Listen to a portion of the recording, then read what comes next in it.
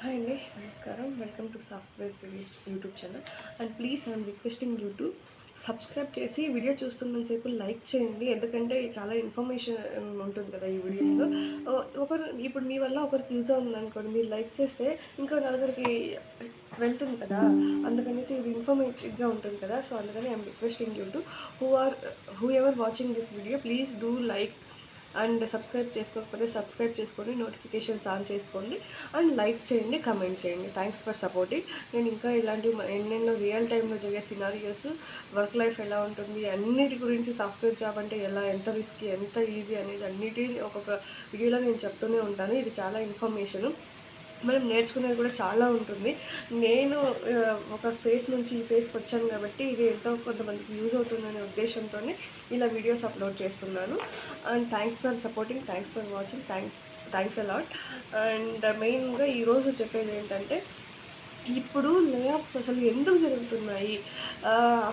Companies cross cutting కోసం చేసుకుంటున్నారా, లేకుంటే ఏమన్నా ఏ వల్ల పీపుల్స్ తీసేస్తున్నారా అన్నది చాలామందికి ఉంది కదా. ఇక్కడ ఏ వల్లనే అని 100% అయితే గ్యారంటీ కాదు. ఏ కూడా వన్ ఆఫ్ ద రీజన్. కంపెనీస్కి చాలా చాలా రీజన్స్ ఉంటాయి కదా, లైక్ కాస్ట్ కటింగ్ కావచ్చు, వర్క్ వర్క్ పెంచుకునే ప్రొడక్టివిటీ పెంచుకునే విధానం కావచ్చు, లేదా కాస్ట్ కటింగ్ ఇంకోటి అవ్వచ్చు, ఇంకా కంపెనీ ప్రాఫిట్స్ లేకపోతే షేర్ వాల్యూస్ కానీ ప్రాఫిట్స్ వాల్యూస్ కానీ అవన్నీ దృష్టిలో పెట్టుకొని ఎంప్లాయీస్ అయితే తగ్గించుకొని, ఎందుకంటే ఇప్పుడు ప్రజెంట్ ఉన్న సిచ్యువేషన్స్లో అప్లికేషన్స్, ఇప్పుడు వర్కింగ్ ఉండే వాళ్ళకి తెలుస్తుంది అప్లికేషన్స్ ఎట్లా ఉండేవి ముందు, ఇప్పుడు ఎట్లా ఉంటున్నాయి. ముందు అయితే చాలా వర్క్ ప్రెజర్ ఉండేది, ఇప్పుడు లేదని చెప్పట్లేదు, ఇప్పుడు ఉంది. బట్ కంపేర్ టు ప్రీవియస్ ఇప్పుడు కొంచెం తక్కువ ఉంది వర్క్ ప్రెజర్. తక్కువ ఇన్ ద సెన్స్, అప్పుడున్న అప్లికేషన్స్ వర్క్ ఎంప్లాయీస్కి చాలామందికి ఎంప్లాయ్మెంట్ ఉండేది కదా, ఇప్పుడు అలా కాదు, ఉన్న వాళ్ళకి సరిపోయేటట్టు ఉంది. ఇప్పుడు కంపెనీ పాలసీస్ ఉంటాయి కదా, ఉన్న వాళ్ళని పెట్టుకోవాలని లేదు, కంపెనీ ఇయర్ హైరింగ్ చూపించాలి, సో మెనీ పాలసీస్ ఉంటాయో మనకు తెలియదు, ఎందుకంటే మనం బిజినెస్ మేనేజ్మెంట్ కాదు కదా. సో వాళ్ళు అవన్నీ దృష్టిలో పెట్టుకొని ఉన్న ఇప్పుడు పర్ సపోజ్ 40 lakhs ఇచ్చే ఎంప్లాయీకి వాళ్ళు పెట్టుకున్నారు అనుకో, నెక్స్ట్ రీప్లేస్మెంట్ చేయాలంటే కష్టం కదా. అందుకనేసి 40 lakhs ఉన్న వాళ్ళని తీసేసి ఫ్రెషర్స్ ఇన్ ద సెన్స్ ఒక ఇప్పుడు 7 lakhs ఇచ్చే కొంతమందిని, 10 lakhs ఇచ్చే కొంతమందిని, 40 lakhs బడ్జెట్లో ఒక 4-5 మెంబర్స్ని హైర్ చేసుకోవచ్చు కదా. కంపెనీ దాన్ని చూపించుకోవచ్చు కదా, మేము హైర్ చేసుకుంటున్నాము, యూజ్ ఉంది, మా వల్ల ఎంప్లాయ్మెంట్ ఉంది, ఎంప్లాయ్మెంట్ ప్రొవైడ్ చేస్తున్నాం మనం అనేసి వాళ్ళు చూపించుకుంటారు. ఇదొక reason. And moreover work ఎట్లా అయిపోయిందంటే, ఇప్పుడు ముందు ఎక్కువ applications logging, over time taken తీసుకునేది. డిప్లాయ్మెంట్ ఇష్యూస్ వచ్చినప్పుడు కానీ, అప్లికేషన్ బిల్డ్ చేసినప్పుడు కానీ, ఇలా సో మెనీ ఇష్యూస్ వచ్చి డిలే అయ్యేది కొంచెం. చాలా డిలే అవుతుందని చెప్పట్లేదు, డిలే అయ్యేది. బట్ ఇప్పుడు ఏ టూల్స్ ఏవైతే ఉన్నాయో వాటి వల్ల, చాట్‌జీపీటీ వల్ల, మనం చాట్‌జీపీటీ అది అందరూ యూజ్ చేస్తారు, not enterprise, not recommended.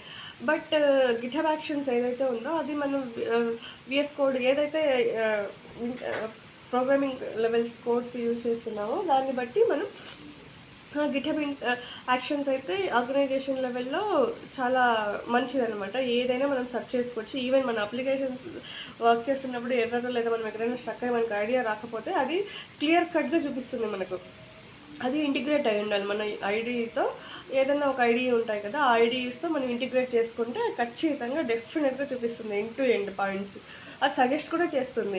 And more over మనం బ్లైండ్గా నమ్ముకోకుండా మనకు తెలుసు కదా, మనం అప్లికేషన్లో వర్క్ చేస్తున్నప్పుడు ఈ ఈ ఈ లెవెల్లో మనకు ఎక్స్పెక్టెడ్ అవుట్పుట్ ఏమొస్తుంది, నెక్స్ట్ లెవెల్లో ఎక్స్పెక్టెడ్ అవుట్పుట్ వస్తుంది, end of the day application డాష్బోర్డ్లో ఏమేమి ఉండాలి, ఆ యూఐ ఎలా రన్ అవ్వాలి, ఏపీఐ ఎక్కడ మ్యాచ్ అవ్వాలి, ఏపీఐ దేన్ని రెస్పాన్స్ గ్రాప్ చేస్తుంది, ఇవన్నీ ఒక ఐడియా ఉంటుంది కదా మనకు. అప్పుడు మనం ఈజీగా అది సొల్యూషన్స్ చూపిస్తుంది, ఇది అని, దాన్ని బట్టి మనం సెలెక్ట్ చేసుకోవచ్చు. సో వర్క్ అనేది ఈజీగా అయిపోతుంది, ఎక్కడ స్టక్ అవ్వడానికి ఛాన్సెసే లేదు. అందుకనేసి ఈజీ అవుతుందని ఏ టూల్స్ని ఇంటిగ్రేట్ చేసుకుంటున్నారు ప్రతి కంపెనీ. ఇంకా క్లౌడ్ కూడా చాలామంది ఇప్పుడు ఆల్మోస్ట్ అన్ని కంపెనీస్ క్లౌడ్ డెవలప్స్ ఇంటిగ్రేట్ చేసుకుంటున్నారు. క్లౌడ్ కూడా మెయిన్ ఒక ప్లాట్ఫామ్ అవుతుంది. మెయిన్ క్లౌడ్ మీద కూడా ఫోకస్ చేయండి.